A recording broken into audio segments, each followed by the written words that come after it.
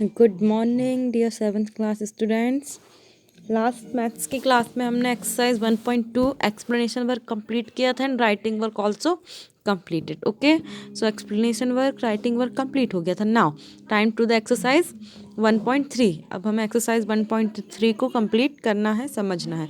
But exercise 1.3 के पहले कुछ प्रॉपर्टीज़ हैं जो हमको समझना बहुत ही ज़रूरी है। सो हम प्रॉपर्टीज़ देख लेते हैं, देन एक्सरसाइज वर्क करेंगे। ओके, सो स्टूडेंट्स, यहाँ से हमारी एक्सरसाइज 1.2 ओवर हुई थी। ठीक है, ये इसके बाद से ये प्रॉपर्टीज़ स्टार्ट हुई। तो प्रॉपर्टीज़ ऑफ इंटीजर्स मतलब इंटीजर्स जो हैं उनकी कुछ प्रॉपर्टीज़ होती हैं।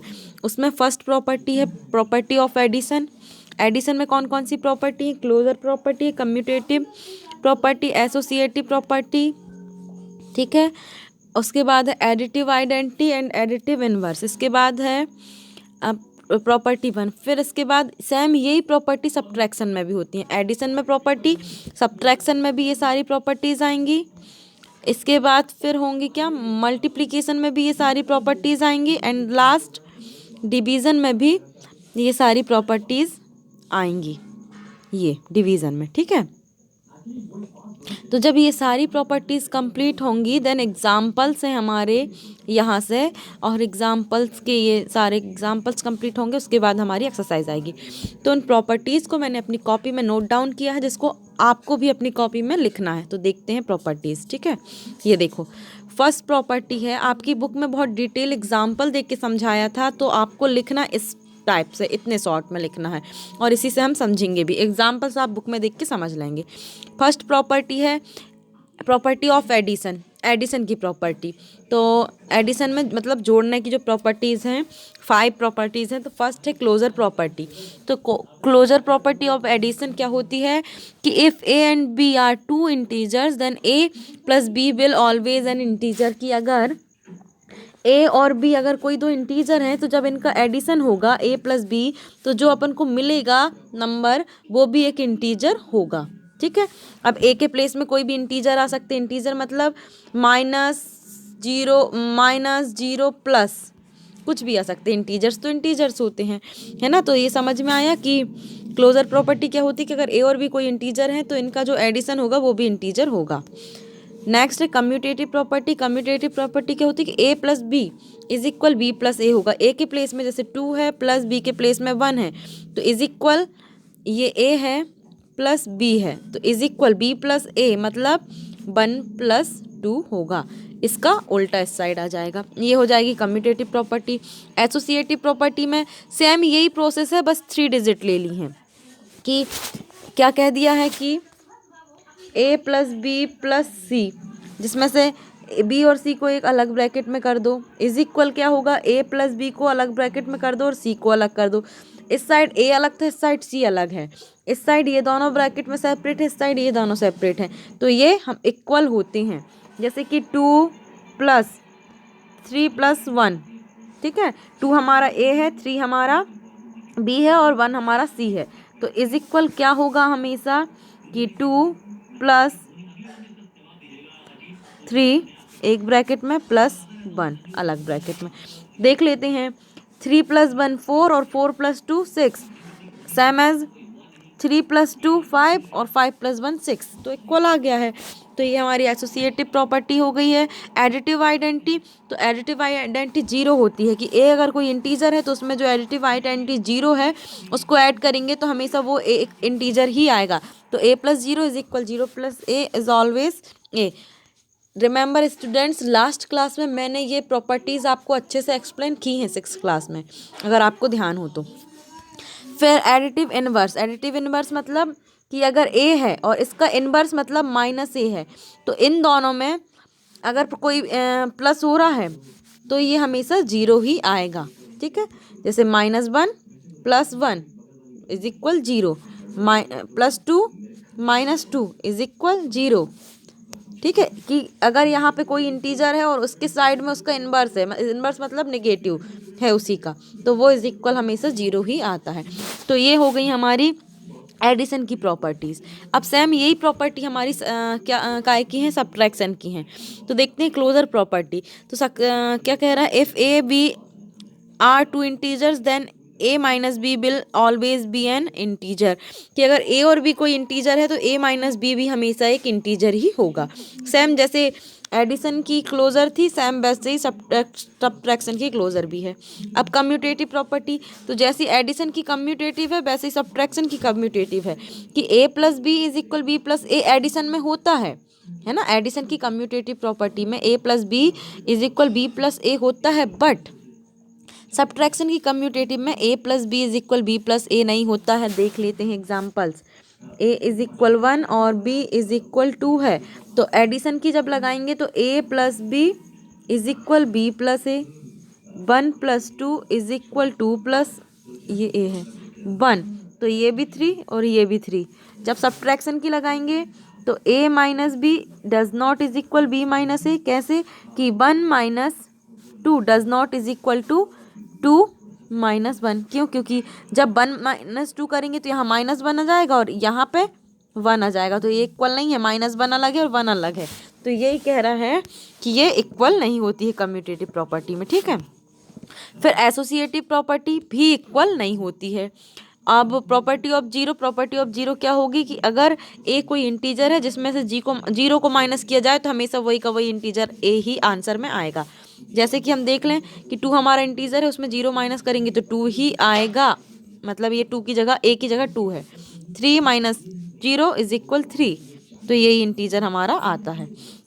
ये हो गई एसोसिएटिव प्रॉपर्टी भी हो गई और प्रॉपर्टी ऑफ जीरो भी हो गई। अब आ जाते हैं हम प्रॉपर्टी ऑफ मल्टीप्लिकेशन की प्रॉपर्टी। तो मल्टीप्लिकेशन की क्लोजर प्रॉपर्टी भी सेम है कि अगर ए और बी कोई दो इंटीजर हैं तो ए मल्टीप्लाई बी भी हमेशा एक इंटीजर होगा, ठीक है। फिर कम्यूटेटिव प्रॉपर्टी सेम है, प्लस जैसे A plus B is equal B plus A था, ऐसे A multiply B is equal B multiply A है। एसोसिएटिव प्रॉपर्टी भी सेम, प्लस वाली प्रॉपर्टी जैसी सेम है, सिर्फ साइन चेंज करना, वहाँ प्लस का था यहाँ मल्टीप्लाई का लगाना। अब मल्टीप्लिकेटिव आइडेंटिटी क्या हो जाएगी, 1 हो जाएगी, कि अगर हम किसी भी इंटीजर में 1 को मल्टीप्लाई करें तो वही का वही इंटीजर आएगा। कैसे? A multiply 1 is equal 1 multiply A is equal always ए।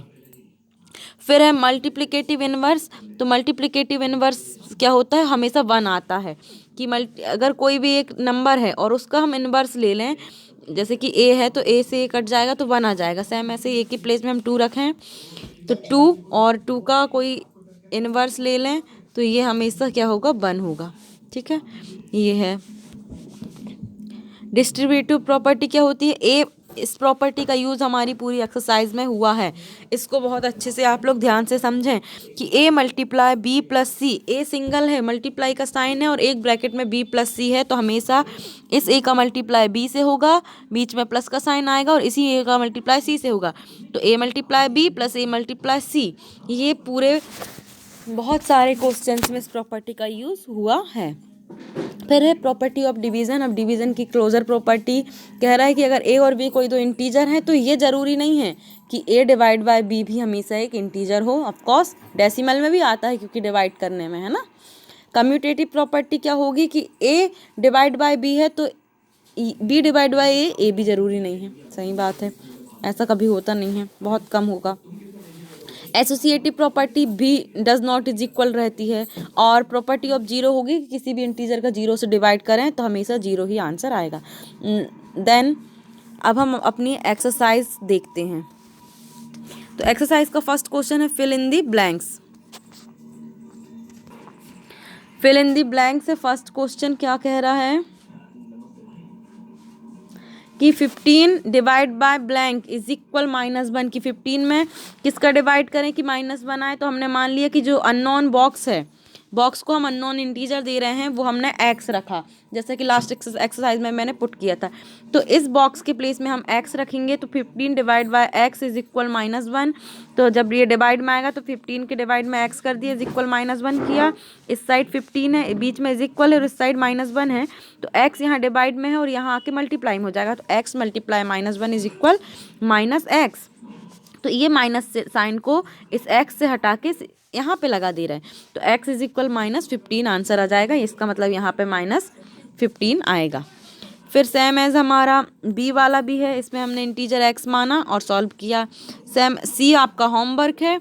और ऐसे ही अब डी वाला देख लेते हैं कि 13 माइनस माइनस 13, तो 13 है और ये इसको इसकी प्लेस में हमने एक्स मान लिया है ना, तो 13 और माइनस माइनस का होता है प्लस 13, 13 प्लस 13 26 आंसर आ जाएगा। ई वाला देखें, -17 मल्टीप्लाई बॉक्स से इज इक्वल, कह रहा है कि 16 मल्टीप्लाई -17। तो देखो हम एक प्रॉपर्टी पढ़े हैं कि a multiply B is equal B multiply A, तो यहाँ a इज इक्वल -17 है और b इज इक्वल कितना है 16 है, तो a मल्टीप्लाई b, तो b यहाँ पे कितना जाएगा 16, तो -17 मल्टीप्लाई 16 इज इक्वल 16 मल्टीप्लाई -17। ये आंसर आ गया, प्रॉपर्टी फॉलो हो गई हमारी, कम्यूटेटिव प्रॉपर्टी। ठीक है, अब ये वाला है कि इसमें प्रॉपर्टी ऑफ जीरो फॉलो हुई है कि ये कोई इंटीजर है, उसका मल्टीप्लाई जब जीरो से होता है तो हमेशा जीरो ही आंसर आता है। तो ये -243 था, जब उसका मल्टीप्लाई जीरो से करेंगे तो जीरो का जीरो ही आएगा। फिर ये वाली देख लेते हैं इनवर्स वाली कि -5 मल्टीप्लाई 1 ब्लैंक करें कि 1 आए, तो यहाँ पे भी -5 करेंगे क्योंकि a multiply 1 a is equal 1 आता है, तो यहाँ a के प्लेस में -5 है, तो यहाँ मल्टीप्लाई 1 -5 यहाँ भी आएगा। ये आ गया। सारी प्रॉपर्टीज़ के अकॉर्डिंग अरेंज करना है। -10 multiply -5 + 7 is equal -10 multiply blank plus blank multiply -7। तो देखो यहाँ पे कौन सा रूल फॉलो हुआ है कि a multiply b + c, a के प्लेस में -10 है, b के प्लेस में -5 और c के प्लेस में 7 है, इज इक्वल कितना होता है a multiply b a multiply c। तो a के प्लेस में हमारा है a ये है, b ये है और c ये है, तो इसमें अरेंज कर दो।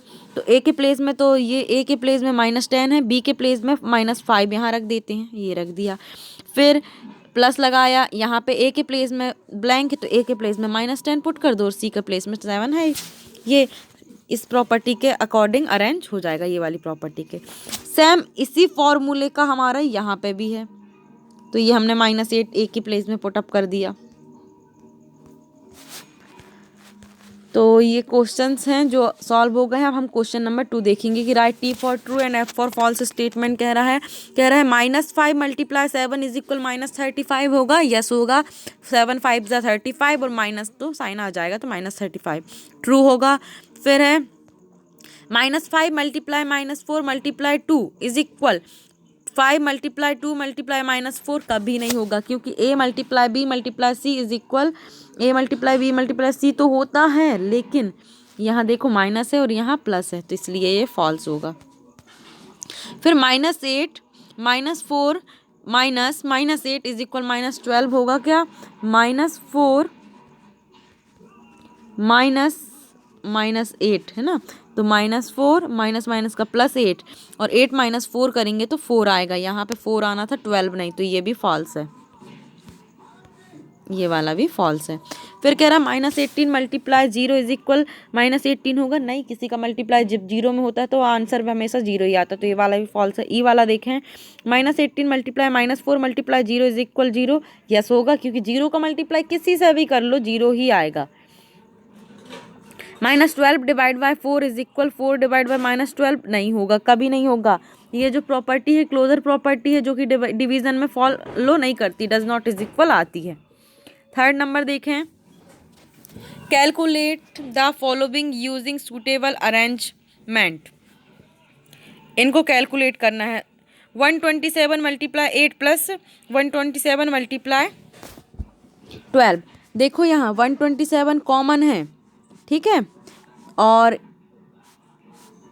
ध्यान देना, हाँ, a multiply b plus c is equal क्या होता है, a multiply b plus a multiply c। तो यहाँ a कॉमन रहता है ना, ऐसे यहाँ 127 कॉमन है, इसका मतलब a इज इक्वल 127 हो गया। अब देखो ये 8 को हम b मानेंगे और ये हो गया b और ये 12 हो गया c, तो हमारा ये जो है इस फॉर्म में अरेंज है पूरा क्वेश्चन, इस फॉर्म ये अरेंज है इस फॉर्म में। हमें आंसर इसके इक्वल में इस फॉर्म में ले आएंगे, तो a के प्लेस में हम लिख देंगे 127 और b प्लस c के प्लेस में रख देंगे हम 8 प्लस 12। ठीक है, तो देखते हैं आगे। ये हमने प्रॉपर्टी लगाई डिस्ट्रीब्यूटिंग, तो लिख दी हमने ए बी सी माना, ए के प्लेस में 127 लिख दिया और बी के प्लेस में 8 + 12 लिख दिया। इजी हो जाएगा ऐसा करने से क्वेश्चन।